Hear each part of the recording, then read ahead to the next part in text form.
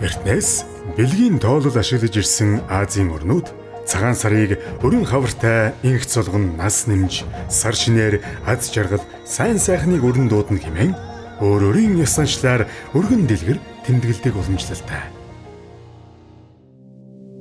Солонгос үндэсний цагаан сарыг Сеолнал гэж нэрлэдэг. Солонгосчууд сар шинийн баяраар муу мухайг холдуулна хэмээн гэрийнхээ үүдэнд богч орой хэмээх сүрлээр сүлжсэн шүүр үлгдэг. Тэд ирсэн зочдоо тогку хэмээх шөлөөр дайлдаг ба тогку шөлийг ууснаар нэг нас нэмэгддэг гэж үздэг. Япончууд сар шинийн баяраа Ошогацу гэж нэрлэдэг бөгөөд битүүний өдөр гэрээ цэвэрлэж омочи гих будааны бэлуу бэлтгэн шинийн нэгэнд гэр бүлээрээ зоогддог уламжлалтай.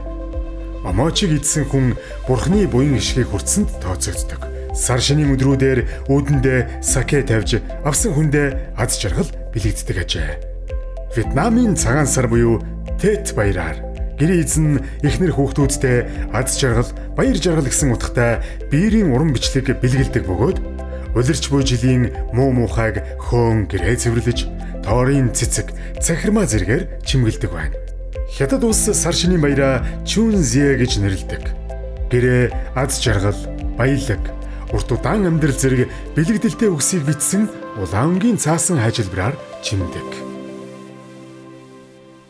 Монголчууд ч мөн сар шинийн баярыг ураг саднаараа цуглан тэмдэглэдэг.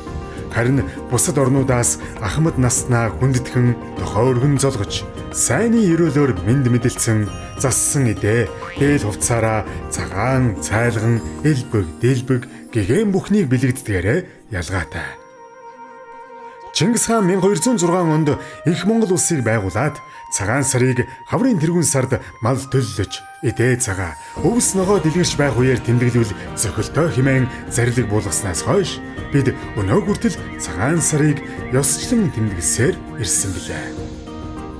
Өвс соёл эрхэм.